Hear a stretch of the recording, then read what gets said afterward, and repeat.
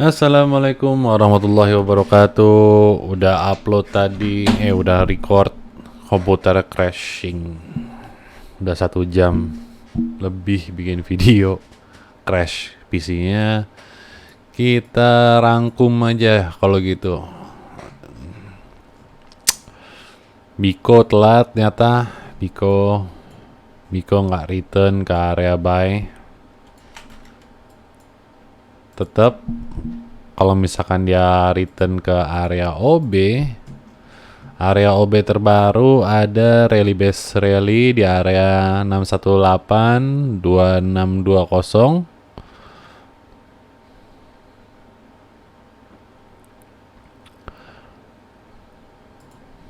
Kok nggak bisa ditutup?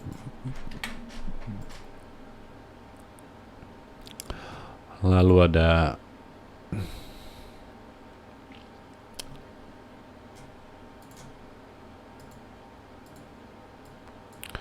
area 50%-nya berhubungan dengan juga OB. Aduh, terbang lagi. OB 15 menit OB. Udah. Jangan diikutin kalau udah telat begini, jangan. Karena bakal running terus. USDTD. Ya, tadi ngebahas kalau ini range, jadi ini masih belum ada nih ya. Ini belum kelihatan. Tadi pas analisa tadi jam 12, jam 2. Berarti sampai sini dia mencoba berkali-kali untuk break atas level di sini yang sebelumnya kita menggambarkan ini sebagai 15 minutes blocker block kemarin saat BTC dia drop ya. BTC dia drop. Dia di sini yang pertama BTC kan ada naik dulu. Dia gunanya adalah untuk ngejebak si liquidity untuk yang breakout trader. Setelah dia kena, udah masuk ke dalam Bitcoin, akhirnya kena stop lossnya, akhirnya stop lossnya pun yang di sini kena, yang di sini kena, di sini kena. Oke, semuanya kena. Akhirnya drop dia ke bawah. Yang nggak megang stop loss juga, akhirnya dia bikin orangnya panik. Di sini dapat hope. Ya, dia continuation drop lagi sekali, masih panik, masih hopeful. Yang kedua kali, ayo sekarang return, nggak ya? Dia kali nggak berhasil juga. Akhirnya di sini barulah di mana orang-orang itu mengambil stop loss mereka dengan dengan cara manual. Berhubungan juga di sini adalah level support resistance flip kita di area top kita ya. Area top di sini ada support resistance flip yang belum pernah di retest sebelumnya. Namun kemarin berharap kalau misalkan ada dia retestnya akan lebih dalam lagi di 4 hour OB plus 4 hour MA cross plus gap plus SR flip Fibonacci 3. Kalau misalkan ini nggak fill ya nggak masalah, berarti bukan rezekinya kita untuk beli di situ. Namun kita waktu itu makanya setiap langsung dia ada penguatan di level-level yang cukup penting seperti super resistance flip seperti ini, kita bisa langsung sigap saat dia mulai ada continuation trend utamanya. Trend utamanya kan di time frame 4 hour kita downtrend. Kalau kita clear di sini kita downtrend. Jadinya di daily pun kita downtrend, di weekly-nya kita downtrend. Jadinya di time frame yang paling kecil pun 15 minutes kita analisanya kita juga pengennya lihat tanda-tanda pengembalian pada time frame utamanya yaitu downtrend. Saat ada pelemahan di 15 minutes, di situ kita pengen mau masuk entry pada USDT.D. USDT.D melemah, USD melemah. Yang kuat siapa? Yang kuat itu cryptocurrency secara keseluruhan. Dan ini USDT.D itu berarti dominansi di pasar kripto terhadap USD-nya. USD-nya turun berarti kriptonya naik. Dominansinya kita lihat kemana larinya. Apakah ke BTC atau yang kemarin? BTC dominance. BTC dominance turun sedangkan kok USDT.D-nya tetap turun ya? Kemana lari USDT-nya? Berarti larinya bukan ke BTC. BTC masih dalam range harga yang wajar. Yang kemarin 2 video sampai 3 video yang lalu saat BTC saya bilang akan turun dari falling wedge ini, dia akan turun dan kita akan masuk ke namanya adalah range market. Saat dia masih di dalam box ini, range box, dia berada di range market dan disinilah dimana BTC akan melemah dibandingkan dengan altcoin yang lain. Sekarang cara mengetahuinya bagaimana? Mana altcoin yang lebih baik daripada BTC? Sekarang di sini kita ada watchlist yang lawan USDT, ada watchlist yang pairnya melawan BTC. Kita akan melihat pairnya lawan BTC. Kita lihat yang performanya berkali-kali lipat lebih baik daripada BTC yang mana. Oke, Strux BTC ini paling lemah. Lihat ada penurunan sebesar 90%. Ya, 90%. Hari ini aja ya. Ini berarti parah. Ini jangan dilihat lagi. Untuk beberapa pekan ke depan, kita nggak mau lihat adanya Strux. Wah, dia sudah bikin bottom lagi ke bawah. Wih, ini benar-benar di dump, dibuang. Kita nggak mau lihat yang kayak begitu. Kita lihat ada mob juga. Ini penurunan yang sangat ekstrim sebesar kok 10% doang. Ini turun udah weekly ya. Masih bleeding. Jangan. BLZ dia masuk ke area. Kita balik lagi ke daily. Moving average-nya kita pengen pertama untuk screeningnya kita pengen lihat yang moving average-nya itu baik. Moving average-nya di atas moving average 20, 60, dan juga 90. Kita pengen yang benar-benar strong dibandingkannya BTC. ELV masih dalam suatu range. Namun dia sebentar lagi kalau misalkan dia break, ini break di sini dia baru benar-benar clear out dari downtrendnya. Jadi kita bikin simple aja trade-nya, jangan terlalu kita follow FOMO karena kita harus ngefilter dari ribuan cryptocurrency, dari ribuan altcoin, kita pengen yang paling kuat yang mana. Kita pengen yang di atas rata-rata BTC. Karena BTC is king in cryptocurrency, kita pengen kings among kings, berarti kita harus pilih yang performanya lebih baik daripada BTC. Sekarang CLV ini performanya sangat bagus dibandingkan BTC dalam sejak 10 Januari. Sejak year to date kita sangat baik. Kita lihat dari sini, kita moving average-nya baik, ini time frame-nya daily. Kalau kita perhatikan dari time frame 4 hour juga kita ada penguatan di 4 hour. Kita sebelumnya kalau kita pakai line chart, di sini kita ada area support di sini dan ini tertahan ya. Kita berarti flip di sini, support resistance flip. Kita berada di atas awalnya resistance, sekarang sudah menjadi support. Apakah berhasil atau tidak? Kita retest atau kita analisa di time frame yang lebih kecil, yaitu time frame 15 menit. Time frame 15 menitnya di sini ada break structure uptrend ya. Di sini ada struktur uptrendnya telah di break saat dia melewati level 194 ini ya. Ini downtrendnya sudah masuk ke downtrend di time frame 15 menit. Di saat 15 menit downtrend, berarti di time frame 4 hour dia akan buat namanya struktural baru.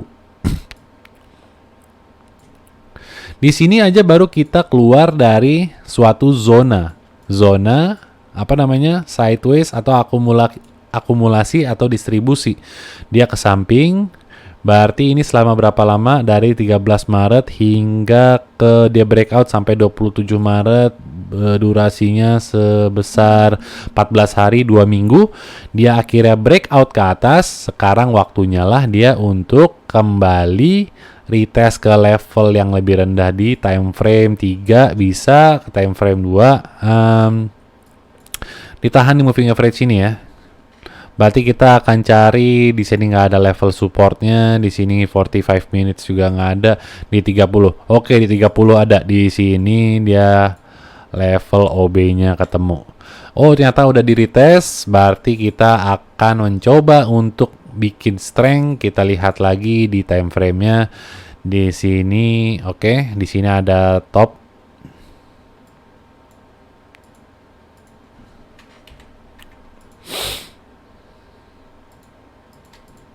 Di sini udah di break, dia kembali lagi ini bottom, berarti ini kita di area support. Jadi kalau untuk mau beli CLV dibandingkan BTC sekarang udah bisa.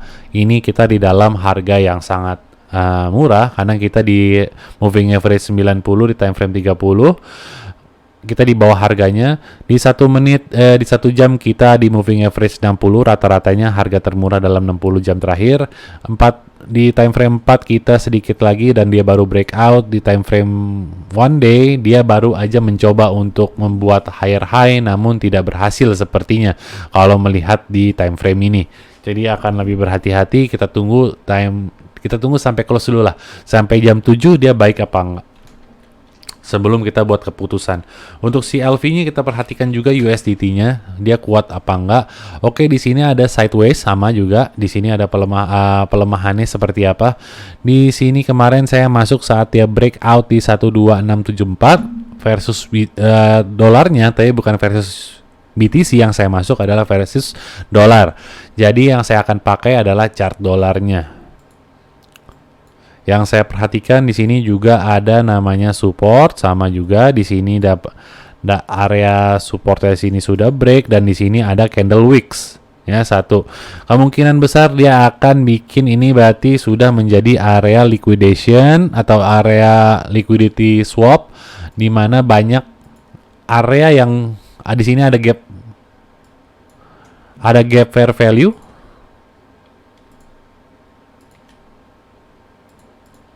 Dan di sini ada OB.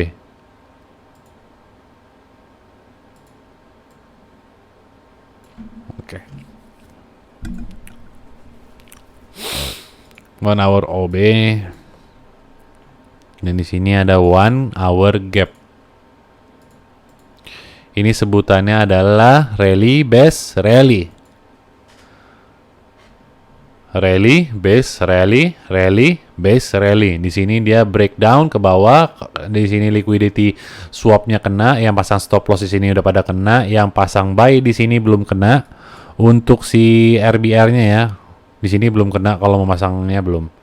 Kecuali dia bikin analisanya seperti ini, buy-nya udah kena di sini, namun masih banyak kemungkinan dia akan melakukan pendorongan harga ke bawah ke level 12048 lagi. Di sini retest terakhir sebelum dia benar-benar terbang si LV. Itu lastnya. Kita perhatikan yang lain ICP BTC di sini juga dalam pelemahan yang cukup kuat di time frame 1 hour. Di time frame 4 hour-nya juga kita melihat adanya pelemahan, namun kita sudah masuk ke OB-nya yang di sini. Sudah masuk OB yang di sini. Kita juga historically di sini ada moving average-nya, ada support resistance level. Jadinya ini cukup kuat, seharusnya cukup kuat. Namun kalau misalkan level yang cukup kuat seperti ini, saya market maker, saya akan menjebak para bayarnya dan ini akan saya break. Dan saya akan mengambil liquidity sebelumnya yang di sini. Berhubungan yang di sini juga belum pernah retest dan juga moving average-nya juga masih sangat sehat. Kalau kita pullback ke sana pun tidak ada crossing over-nya, belum ada. Lalu di 4 hour saya masukin OB. Kalau saya bikin tarik ke sini, oke, di sini awalnya resistance, sekarang sudah menjadi support. Jadi saya dapat confluence level di situ untuk ICP BTC-nya, ICP USDT masih sama, kurang lebih sama, nggak ada perbedaan. Kalau misalkan dia masuk lagi ke area sini pun kita sudah break up trendnya. Down sideways-nya kita sudah break, jadi kita dalam keadaan uptrend sekarang. Daily pun masih ke dalam sehat, nggak ada masalah. Kalau dia return juga ke area $15, kita masih dalam range yang aman. Selama dia nggak ngebreak level zona masuk ke 9 sini, itu baru area yang cukup berbahaya untuk ICP. Kita ngomong berbahayanya di sini kalau misalkan kalian udah masuk dari sini ya. Kita udah masuk dari accumulation awal 4 hour, tapi kalau misalkan kalian baru beli breakout di sini, kalian harus punya stop loss di sini, wajib. Dan kalian harus manage ukuran dari yang kalian beli. Kalian nggak bisa punya uang 10 juta, kalian pasang semua di situ. Kalian bayangin dari sini masuk nih, terus ke sini turun 50% dari 10 juta jadi 5 juta. Dan itu pun nggak ada jaminan kalau misalkan setelah dia turun ke sini dia akan pullback, dia akan naik lagi ke sini. Nggak ada yang ngejamin. Nggak ada satupun yang ngejamin seperti itu. Jadi selalu harus hati-hati terhadap ukuran yang dimasukin ke dalam cryptocurrency. Kita lihat lagi request BTC masih pullback yang tinggi. Kita lihat dia masih dalam suatu range yang sama segitu-segitu aja dari tahun ke tahun. Dari 8 Februari dia bikin top sini, akhirnya tops lagi di sana. Kalau request yang di USDT dia udah bikin higher high terus teman, di USDT-nya masih segitu. Nah, ini disebut ini adalah sleeper coin.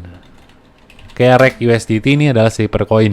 Ini saya balik sebagian kecil dari basket saya karena dia dari 20 Juni ya, dia main di range ini aja. Kalau saya bikin ini dia mainnya di situ aja, nggak banyak aja, diturun 55%. Naiknya juga kalau ini naiknya nggak istimewa, cuma 120%. Jadi dia harganya ketat dan juga volumenya kecil, dan dia baru ada volume besar ke atas ini. Kalau misalkan sejarahnya, sedikit sejarah, dulu 2015, 2016 sleeper coin itu banyak yang dari 2013 nggak pernah pumping, dari 2011 nggak pernah pumping. Dia rebranding, dia pumping, itu langsung gila-gilaan. Pumpingnya itu bukan kayak sekarang. Kalau sekarang kan meme, kita tahu ada pergerakannya sekarang, dia masuk dari DEX, dia masuk ke CEX, terus dia langsung kenaikannya itu berkali-kali lipat, ya kan? Karena dia bakal tahu bakal ada listing atau gimana. Namun kalau misalkan ini dia udah lama ada di DEX, karena emang semuanya di CEX, semuanya ada di CEX. Dulu belum ada decentralized exchange. Jadinya tiba-tiba harga dari harga segini dia langsung loncat. Ini misalkan berapa harga? 0,06, dia langsung loncat ke harga 200. Pop. Langsung 200-an, 160. Langsung naik 10.000 kali lipat dalam satu hari. Dalam satu malam. Bukan 100 kali lipat, 200 kali lipat kita, tapi langsung 10.000 kali lipat. Itu MUE, monetary unit dulu. Koin sampah, koin nggak ada fungsionalnya juga, sekarang juga udah dia listing di coin market cap, udah nggak ada. Cuman kita akan gunain momentum seperti itu. Jadi sedikit nggak ada masalah. Kita lihat ini ada accumulation sedikit nih, accumulation. Jadinya harga juga mulai baru breakout. Jadinya demi sedikit nggak ada masalah kalau kita berharap untuk yang sleeper coin seperti ini. Namun tetap yang utama adalah naratif. Kita jangan bahas, kita harus makanya nge-manage ukuran dari investasi kita itu secara bijak. Jadi nggak bisa kita naruh di meme terlalu besar. Misalkan kita punya 10 juta, kita taruh di meme coin itu ada di 7 juta, sisanya baru koin yang punya fundamental yang bagus. Salah besar kalau gitu caranya. Terus kita lihat lagi True-V ini selama dari 12 Juni ini downtrend ya. Ini accumulation secara agresif. Kita masih dalam satu range ini di weekly-nya True-V. Jadi jangan kejebak sama True-V kemarin naik sampai berapa kali lipat itu, naik ke sini. Itu 75, 76. Namunnya di sini ternyata di time frame yang lebih besar kita ada trend line. Jadi perhati-hatilah. Melon juga kita masuk ke dalam trend line yang lebih besar. Kalau misalkan kita pakai analisa seperti ini, kita terdapat trend seperti ini. Kalau misalkan satu lagi kita menggunakan ini, week, kita berada di sana.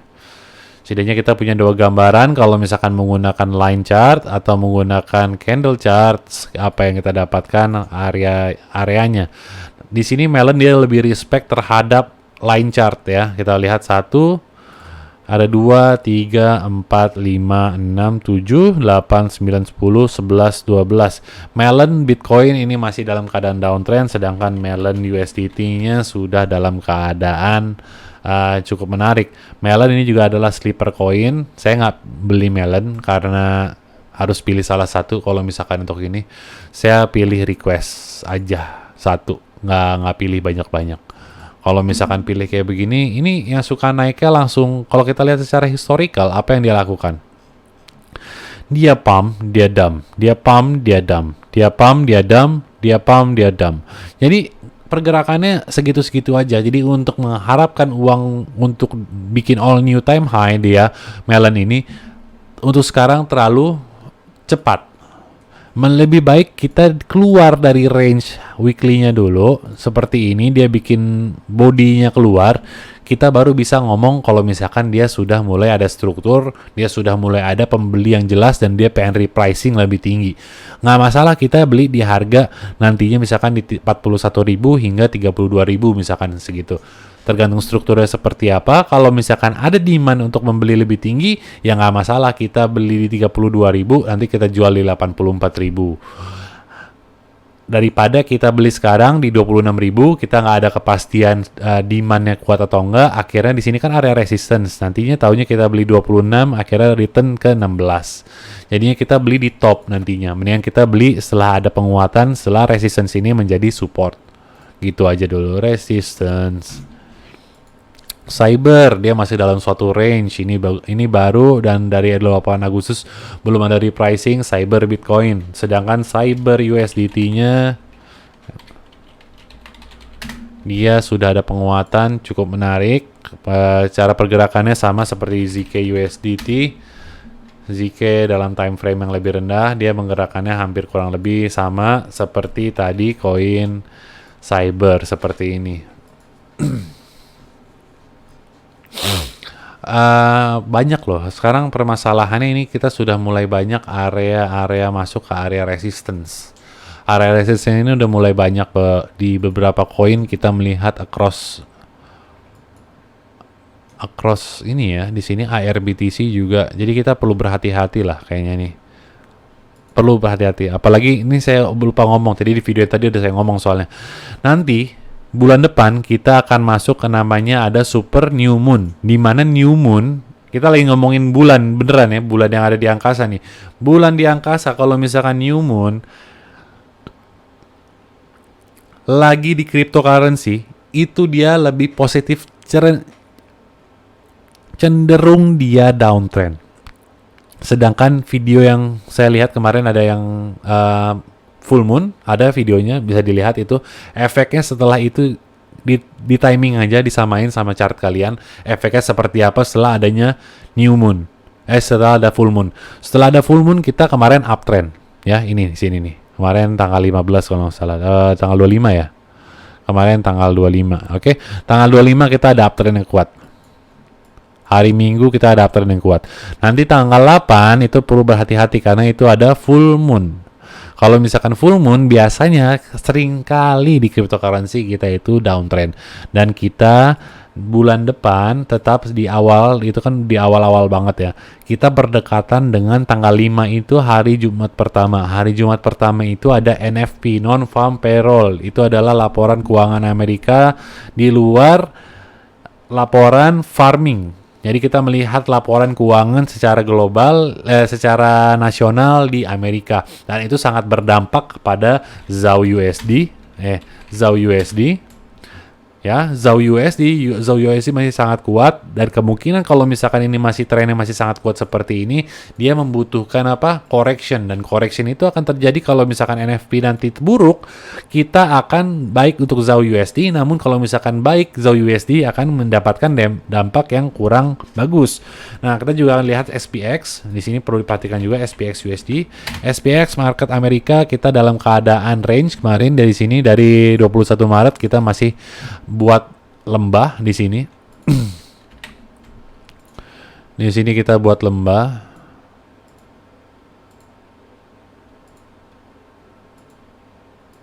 Ya, falling wedge. Falling wedge dia continuation, masih kuat, masih sangat kuat. Namun kita lihat di sini ada resistance-nya jadinya. Di sini ada level yang belum bisa di break pada SPX, dan ini hari apa? Ini adalah hari Jumat, dan 1 minggu dia sudah tutup lagi. Kita seminggu ini dalam suatu area range. Kalau misalkan SPX tidak berhasil untuk tembus, ya SPX nggak tembus, dia bakal retest ke area downtrend di sini. Ini dimana kita sebenarnya nggak bagus untuk cryptocurrency, karena kalau misalkan dia kembali ke area bottom seperti ini, kita itu lagging indicator terhadap SPX. Cryptocurrency itu lagging terhadap SPX. SPX duluan waktu itu dia bullish, baru cryptocurrency dia bullish. Sekarang kalau misalkan SPX dalam keadaan downtrend seperti ini, dia pun akan lagging untuk jelek juga seperti itu. Dan SPX dia market cap-nya sangat tinggi dibandingkan cryptocurrency secara keseluruhan. SPX masih tinggi. Jadinya perlu dipantau SPX ini bagaimana pergerakannya nantinya. Kalau misalkan dia downtrend, dia akan berdampak kepada cryptocurrency.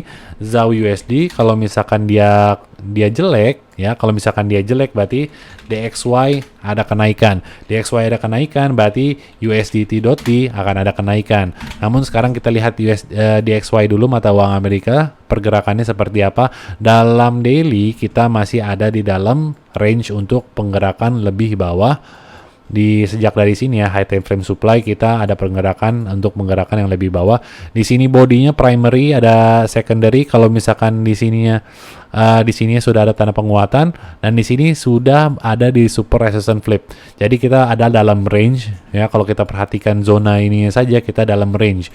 Jadi saya berharap support resistance flip di sini berhasil untuk menahan dolar tidak terbang lebih tinggi lagi. Akhirnya USDT.D akan dapat dorongan untuk melemah lebih kuat lagi. Jadi kita punya dorongan yang kuat seperti sejak awal Februari. Kalau kita pantau awal Februari, apa yang terjadi? Februari DXY turun. DXY turun, jadi berdampak terhadap USDT-nya yang di cryptocurrency pun juga turun. Di 14 Februari mana? Ini ya. Kita di sini turun mulai 14 Februari. Kita pengen samain 14 Februari di mana?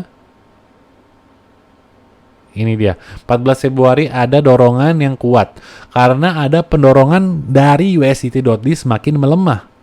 Walaupun beberapa hari kita itu dalam keadaan sideways. Loh, ini mah nggak ada efeknya. Bukan nggak ada efeknya. Kita itu lagging, dari cryptocurrency itu lagging dibandingkan dengan pasar forex, dari pasar apa namanya, cryptocurrency, dari pasar saham. Jadinya kita itu telat, lagging itu telat. Oke, kita untuk USDT sudah. Tadi ngebahas apa lagi ya? BTC,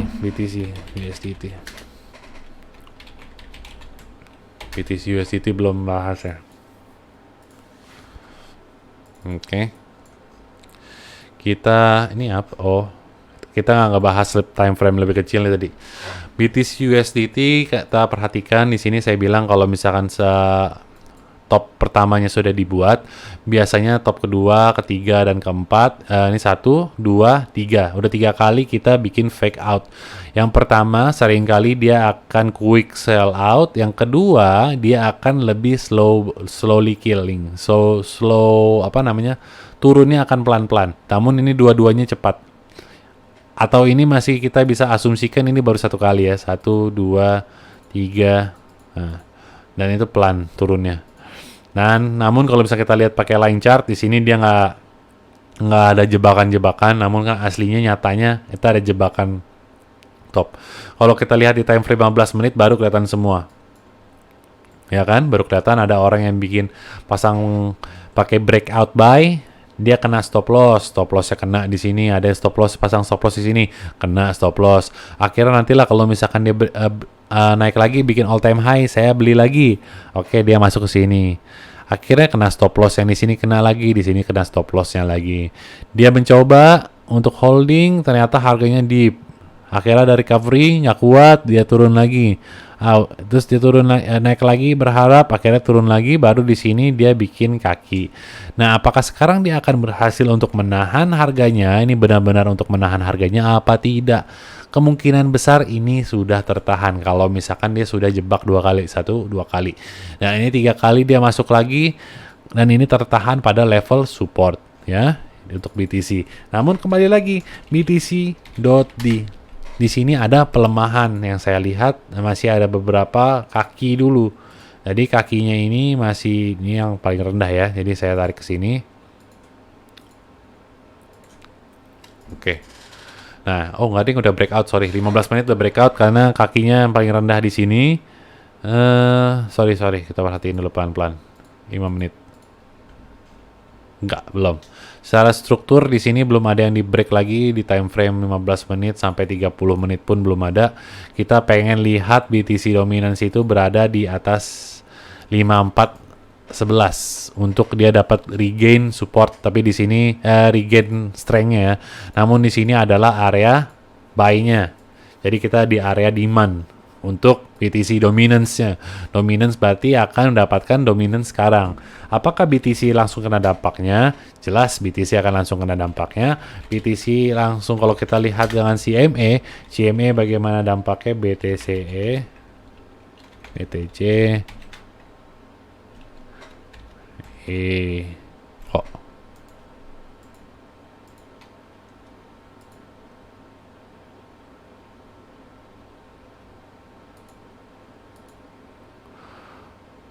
IBIT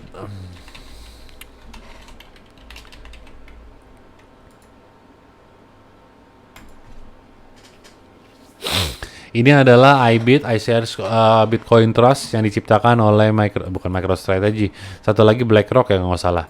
BlackRock yang menciptakan ini. IBIT dalam keadaan 40, ini kita sudah market Amerika sudah tutup. Kemarin ditutup dalam keadaan bearish untuk IBIT Bitcoin Trust dalam keadaan downtrend ya. Di sini ada gap. Kita belum retest level gap ini. Jadi kita kemungkinan kalau misalkan untuk IBIT dalam 4 hour kita di sini belum ada retest. Untuk ngefill gapnya yang di sini kemungkinan kita akan down turun ke sini entah malam nanti kali atau kapan akan ada pretestan ke level gap yang di sana belum di filled. Kenapa bisa bilang begitu? Apakah historical kita pernah isi gapnya di sini? iShares ini baru mulai dari 20 Januari dan kita belum ada isi gapnya sama sekali ya, karena pergerakan cryptocurrency itu dia buka 24 jam, sedangkan IBIT dia untuk mengejar cryptocurrency itu cuma bisa saat jam buka market doang.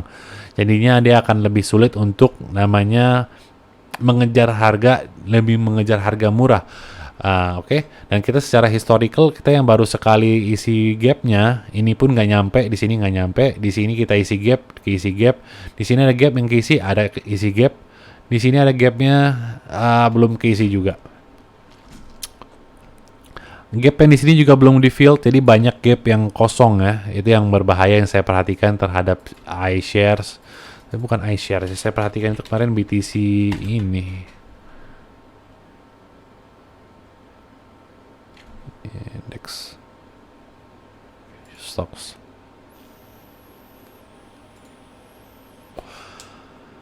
GBTC.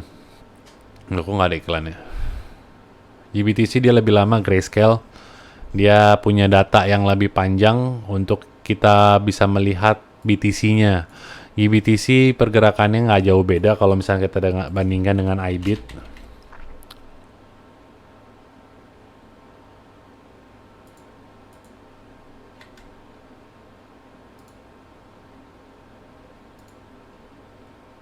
Ya, nggak ada bedanya, harganya sama total, nggak ada deviasi sama sekali.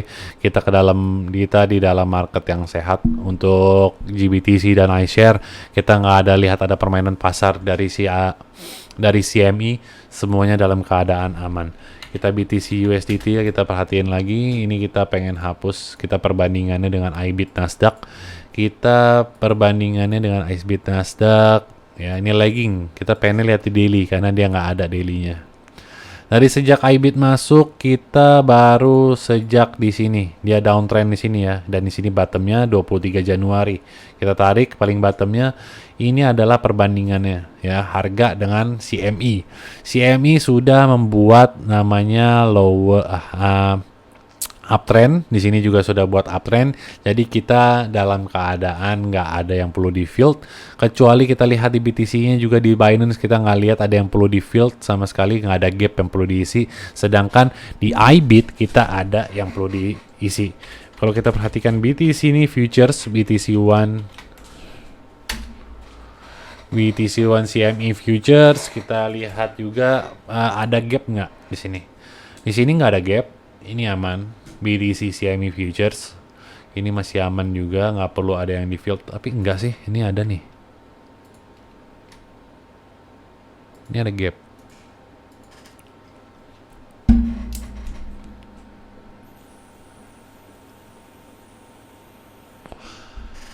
Di area 66300 hingga ke 64, di situ ada gap. Jadinya Be careful di situ. Karena kalau misalkan dia filled dia ke sana, sekarang BTC USDT, USDT.T akan masuk ke level 4 hour-nya yang di 3 hours OB gaps SR flip ini. Dia retest ke sana baru kita masuk ke level dan kita baru sepertinya akan langsung continuation downtrend-nya. Cuman balik lagi, step by step, we are looking dari yang sekarang sedang terjadi, bukan futures apa yang akan terjadi terlalu jauh, nggak. Kita lihat apa ya dari satu zona ini ya. Sekarang kita pantau dia sedang menguat cryptocurrency. USDT sedang melemah, berarti cryptocurrency sedang menguat. Kita bisa lihat total kuat, namun dapat kita bandingkan dengan total 3. Total 3 dia sedang mau membuat higher high. Di sini dia sedang mau membentuk higher high dan sudah membentuk higher high. Ya. Ya, sedang lagi breaking out tuh di 1 hour, bikin higher high. Sedangkan total saja belum membuat higher high. Jadi yang sedang running adalah altcoin. Perhatikan altcoin yang sedang running semuanya lagi kuat-kuatnya. Sekarang mau kemanakah total 3 targetnya? Total 3 targetnya adalah topnya yang di sini. Di sini sebagai resistance atau high time frame supply menjadi genteng kita ya sementara. Yang paling kuat FIS BTC. Wow. Ini perlu dipantau FIS BTC dalam keadaan dia bikin triangle, sebutannya ya. Orang-orang dulu senangnya bilang ini triangle dan ini pola continuation FIS BTC. FIS Bitcoin ini lagi mau bikin continuation, kita lihat daily-nya, dan ini juga sleeper coin, dan ini sleeper coin, dan ini sudah lama sekali. Ini dari 2001 sudah ada. Kalau kita lihat weekly-nya bagaimana, dia di bottom 9 Mei dan harga di situ-situ aja. Kalau kita pakai logarithmic sama aja, nggak ada yang berubah. Dia berarti dari sini, kalau kita ambil garis paling rendah,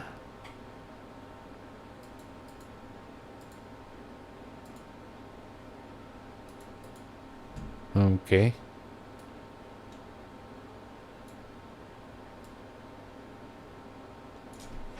Enggak. Daily continuation uptrend, weekly tertahan pada moving average ini untuk FIS. Namun kalau kita perhatikan di 1 hour-nya dia mau melakukan sesuatu, apalagi ada volume yang sangat kuat di sini. Volume yang sangat kuat, namun saat adanya pullback di sini belum ada tanda untuk pelemahan dari atau penjualan dari FIS-nya itu sendiri. Kalau kita lihat FIS USDT, apa yang sedang dilakukan juga sama aja, nggak ada pelemahan sama sekali pada FIS. Ini kayaknya saya mau beli nih FIS. Ya. Apalagi kalau kita lihat di time frame 4 hour-nya juga, ini area support resistance flip-nya menjadi area support.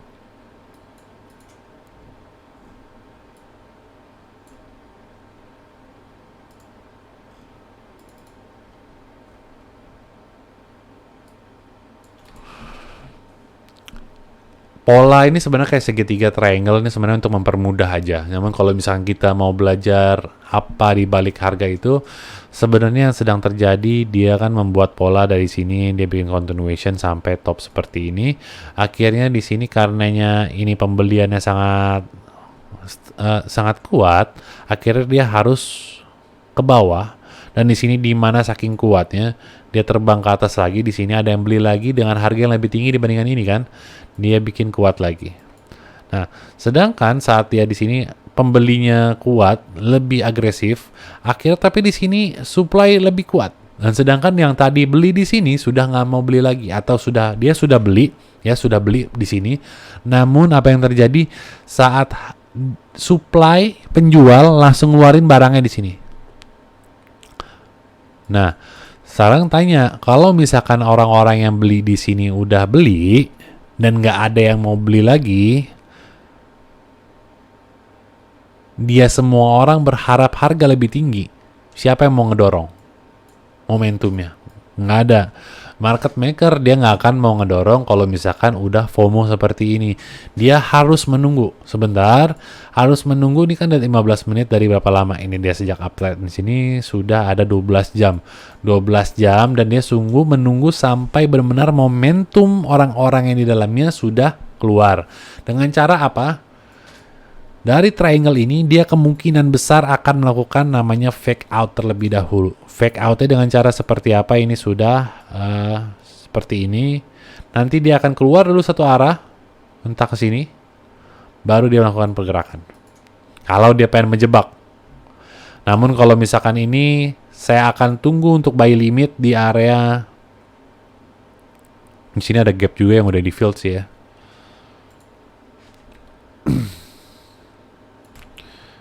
belum di fill. Gapnya masih belum diisi.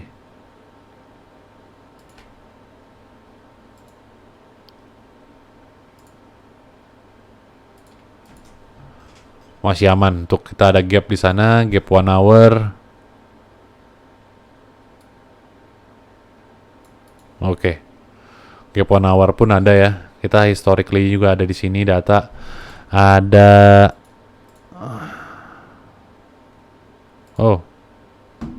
crash.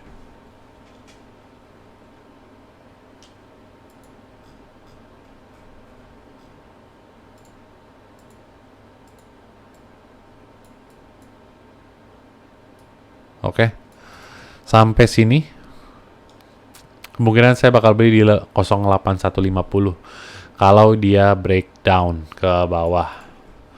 Namun kalau misalkan enggak, misalkan dari sini kita kan ada plan A, plan B. Plan A kalau misalkan dia downtrend ke sini, kita buy. Kalau misalkan dia langsung continuation ke atas, apa yang harus kita lakukan?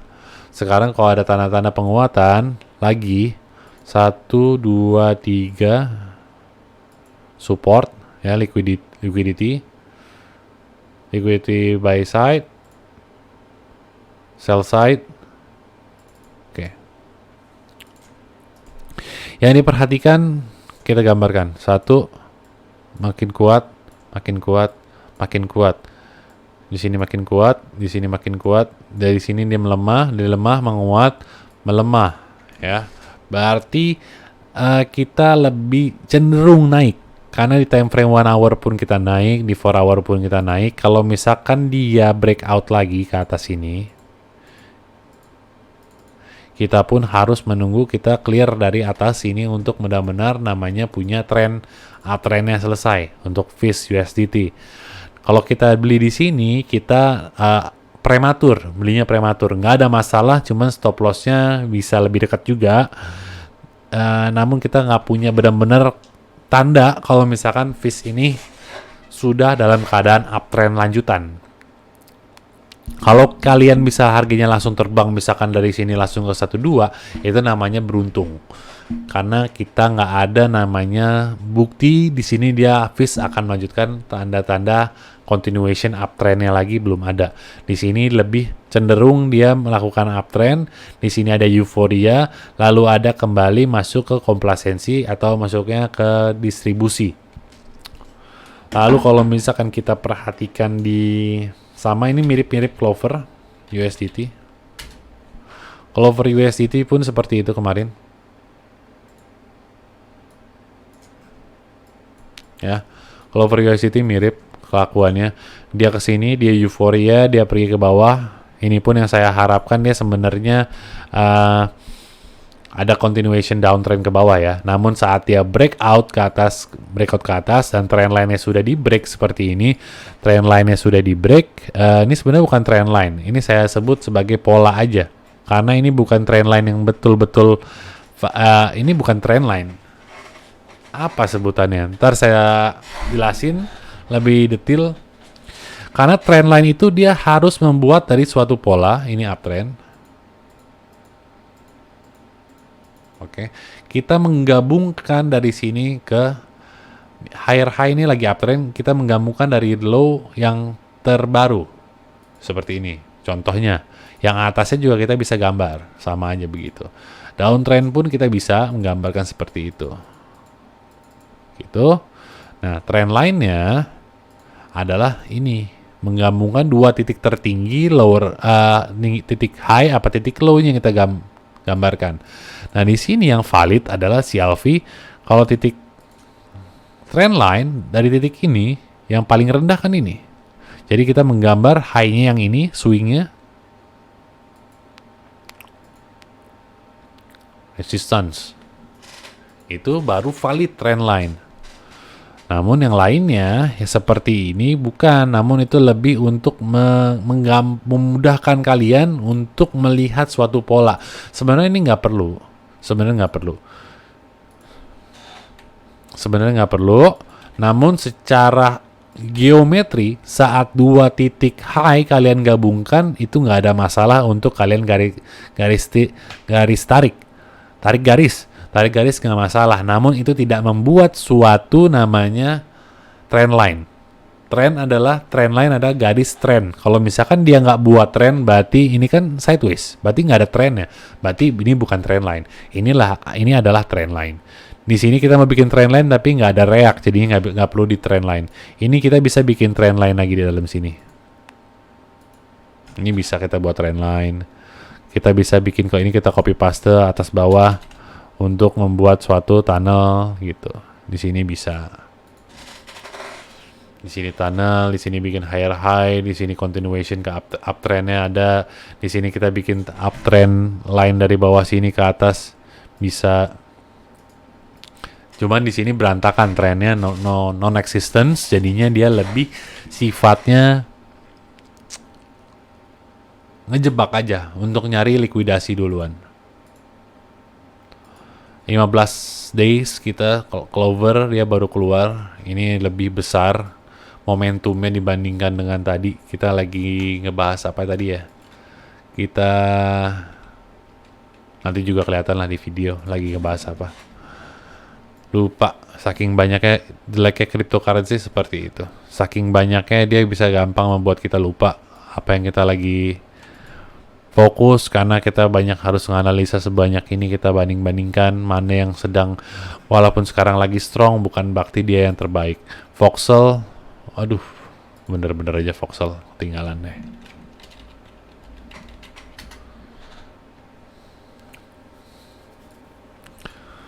Voxel jadi ngarepinnya di sini lo bikin lower high, bikin lower low, di sini dia bikin higher high. Nyata bikin higher high-nya langsung seperti ini. Dan kalau misalkan dia return to base ke arah 4 hour OB, saya mau melakukan pembelian untuk Voxel. Namun kalau enggak, mungkin kita bakal beli continuation-nya nanti. Enggak, ini di area di time frame 4 hour, ini area resistance juga. Jadi terlalu riskan untuk melakukan pembelian sekarang karena dia running dari sini dan sudah bergerak sebanyak apa? Sebanyak 30%. Jadi bakal istirahat juga sih. Kalau misalkan dia balik ke sini baru 4 hour saya baru mau. Cuman kalau lebih dari situ risikonya udah terlalu jauh untuk saya, jadi saya nggak mau. Jadi banyak gitu, jadinya banyak yang kalian pantau dan kalian akhirnya nggak ambil position juga, nggak masalah itu. Karena kalian pantau, ternyata dia harganya terbang tinggi langsung, akhirnya kalian jangan ikut FOMO. Kalau misalkan itu masih banyak pilihan yang lain, masih sangat banyak pilihan yang lain untuk kalian ambil. Nggak perlu harus ini, nggak perlu. Kalian continuation di sini bisa continuation by stop lossnya di sini bisa tadi 4%. Kalau misalkan dari sini kita kantongin ada berapa? Sebesar 4x. Ini sangat luar biasa kalau tadi ikut ya, harusnya. Nggak ada soalnya di Bybit. Oke, sekian. Assalamualaikum warahmatullahi wabarakatuh.